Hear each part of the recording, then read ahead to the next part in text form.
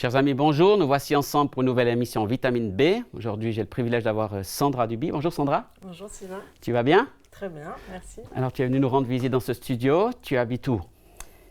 Aujourd'hui, j'habite à Annecy, en France. Et puis, je suis aussi un peu sur la Suisse, qui est ma nationalité en fait. Et qu'est-ce que tu fais en général dans la vie? Donc, dans la vie, je suis pasteur et épouse et mère de 6 garçons. Ah, ça doit donner du travail tout ça. Oui. C'est les enfants ou l'église qui donne le plus de travail? C'est les enfants. C'est les enfants, toujours ma priorité. La famille avant le ministère. Donc, c'est eux qui m'inspirent dans tout ce que je fais. Et puis après, vient l'église. Voilà. Donc, tu aimes la Bible, c'est quelque chose que tu utilises régulièrement? Oui, tout à fait. Tu as choisi un verset pour nous. Quel est ce verset? C'est le psaume 37, verset 4. Donc, je vais le lire pour nos invités aujourd'hui. Okay. Alors, dans le psaume 37, verset 4, il est écrit « Fais de l'Éternel tes délices, et il te donnera ce que ton cœur désire. » Un magnifique texte. Pourquoi as-tu choisi ce texte? En fait, je l'ai choisi pour recadrer un peu, ou pour centraliser l'attention du texte sur les délices plutôt que sur les désirs. Parce que souvent, on le lit en tant que chrétien, on se dit « Ok, je suis chrétien, je fais de l'Éternel mes délices », comme si ça allait de soi. Et puis on se dit « Dieu, il va répondre à tous mes désirs ».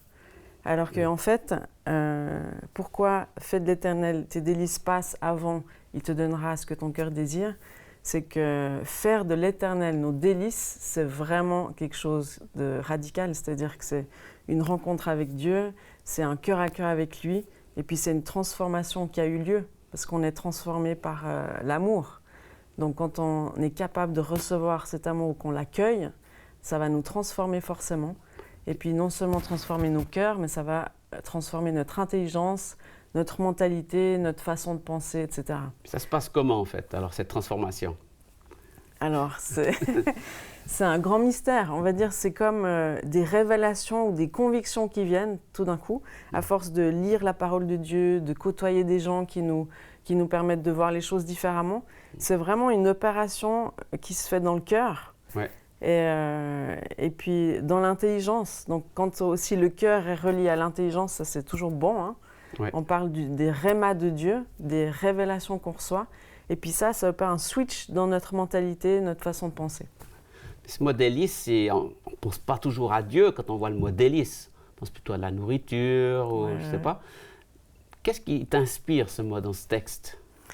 Donc, faire de l'Éternel nos délices, c'est déjà tomber radicalement amoureux de Dieu, amoureuse.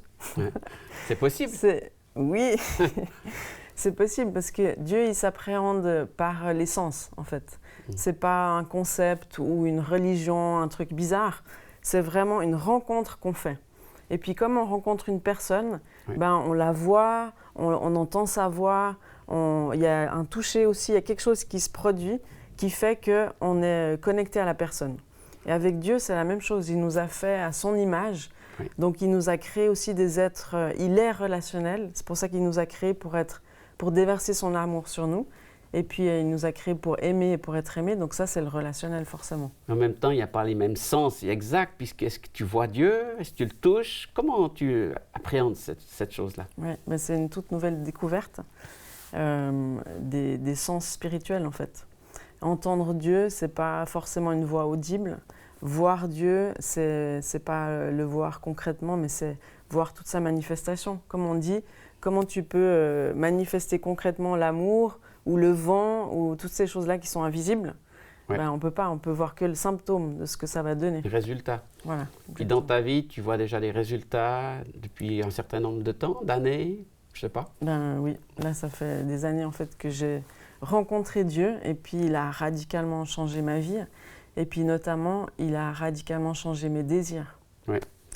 Donc c'est là que je trouve intéressant et puis de vraiment mettre le verset dans son ordre. Ouais. Parce que si on le prend comme ça, brut, on se dit ok, il va répondre à tous mes désirs. Et puis moi j'aime bien en particulier parler du désir d'enfant, dans le sens de je veux une fille ou je veux un garçon. Et T'as déjà entendu ça? C'était toi ce que tu voulais? moi, j'ai 6 garçons. Ouais.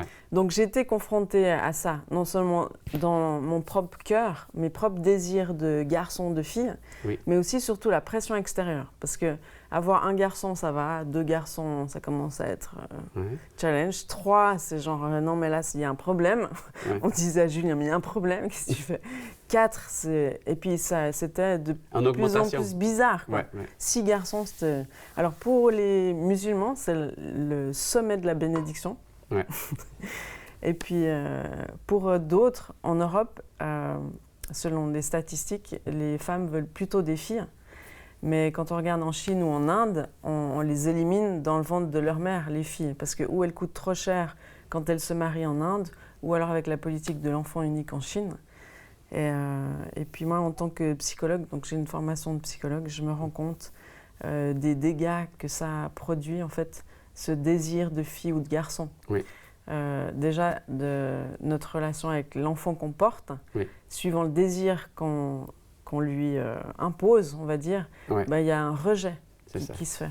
Pour toi, c'était clair, tu acceptais quel que soit le sexe de l'enfant. Alors moi, j'ai évolué de révélation en révélation, et puis j'ai eu cette conviction que Dieu nous donne le mieux, quoi. Le meilleur. Le top du top, ce qui nous correspond parfaitement. Par exemple, je donne un petit exemple. On pense que les filles, elles aiment faire du shopping, les garçons, ils aiment jouer au foot. Bon, ça, c'est un peu un stéréotype. Puis on me dit, ah, mais ma pauvre, toi, tu peux même pas faire du shopping avec... t'as pas de fille, donc tu dois faire du foot.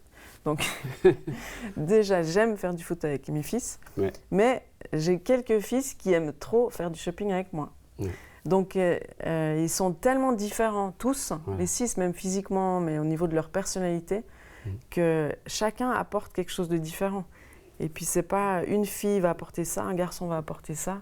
Puis aussi, les questions à se poser, c'est pourquoi est-ce que je veux absolument une fille? Pourquoi est-ce que je veux absolument un garçon? Puis ça, souvent, on parle des blessures du passé, ou est-ce que nous, on a été acceptés en tant que filles, ou qu'est-ce qu'on a vu comme modèles parentaux, ou est-ce que les garçons étaient acceptés, ou est-ce qu'ils étaient plus valorisés? Tout ça joue, en fait. Donc c'est pour ça que Dieu, il doit faire une œuvre. Il doit faire une œuvre de libération, simplement.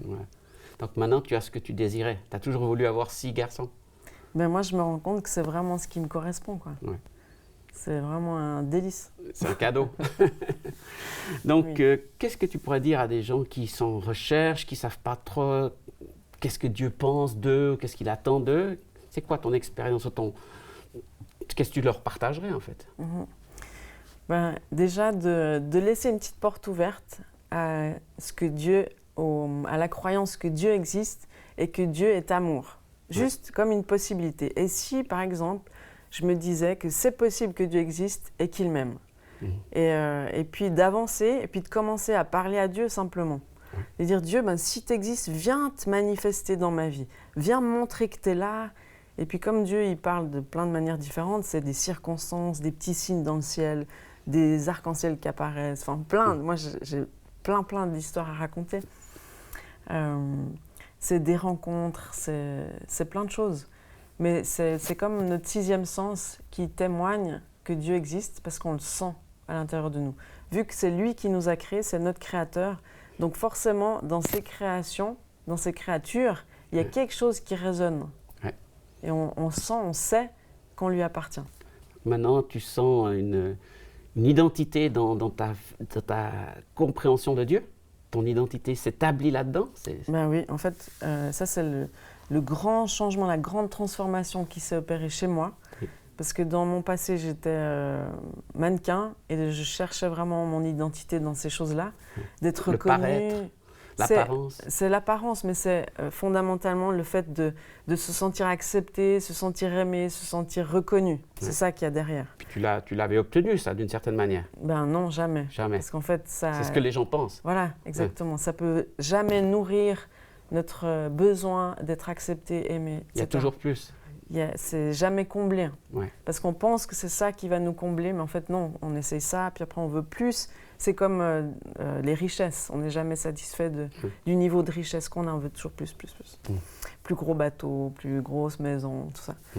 Et en fait, moi, ce que j'ai découvert, c'est que c'est Dieu qui m'a rempli. Et puis, il m'a comme libérée de cette quête de reconnaissance quand j'ai senti son regard de père sur moi. Parce que c'est le père, en fait, qui établit un enfant dans son identité. Ouais. Donc, quand j'ai senti le regard du père sur moi, qu'il était satisfait de moi, qu'il m'aimait, qu'il m'acceptait tel que j'étais, ben, tout d'un coup, c'est comme un soulagement. Ouais. Et puis on peut avancer dans la vie, et puis la vie devient extraordinaire dans le sens aventure. Ouais, moins de pression. Il y a moins de pression, il n'y a plus une quête qui n'est jamais satisfaite, une quête d'amour, une quête d'acceptation, une quête de reconnaissance. Le succès, la réussite. Voilà. Tu as senti une différence? Mais radicale. Ouais. Moi, j'ai tout quitté à ce moment-là. Et puis je voulais lui plaire, le servir, et puis me donner pour lui, pour sa cause et tout ça. Donc tu ne regrettes pas ta vie, où tu as déjà un peu de succès dans le mannequinat, etc. Ah non, non, je ne regrette absolument rien, parce que c'est vraiment... Enfin, quand on connaît l'envers du décor, aucune mère, aucun père aimerait laisser son enfant là-dedans, quoi. Ouais.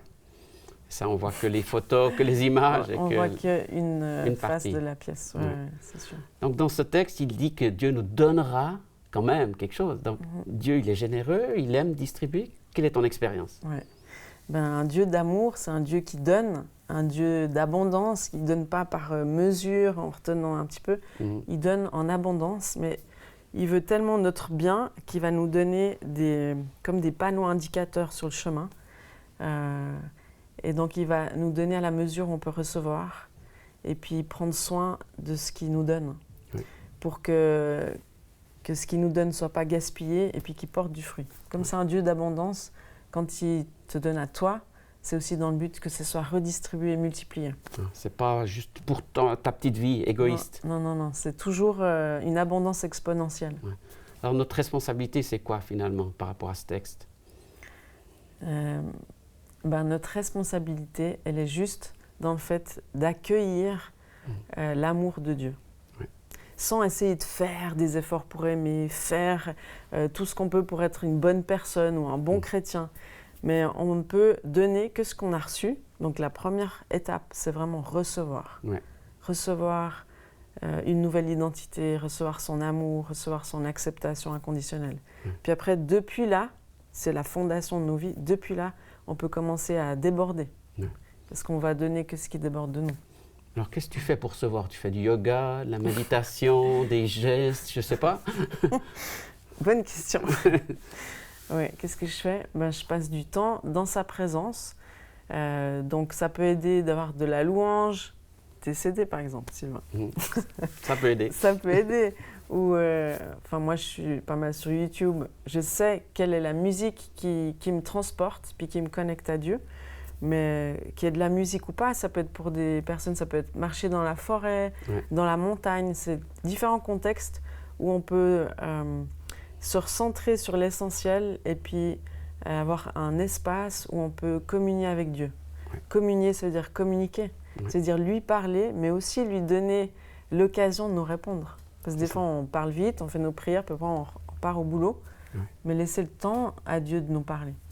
Donc la prière, ce n'est pas juste une croyance comme ça il va se passer quelque chose parce que j'ai fait la bonne formule. Ouais, non, pas du tout.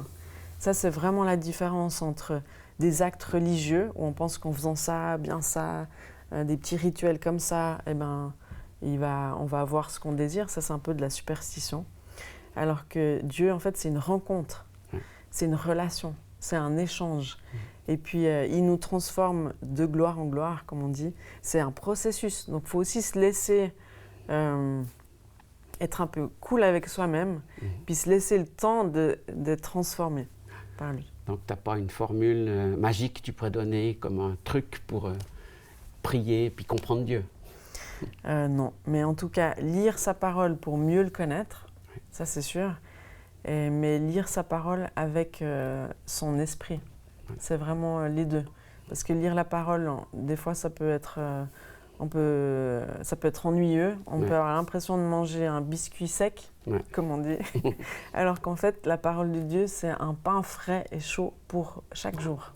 Excellent. Et donc, tout ça, c'est une transformation qui doit se faire, mais le Saint-Esprit, il est là pour nous conduire au quotidien, dans la lecture de la parole, aimer son prochain, dans savoir comment éduquer ses enfants, quelles décisions prendre. C'est un guide et un consolateur extraordinaire. Super. Merci beaucoup pour tous ces bons conseils.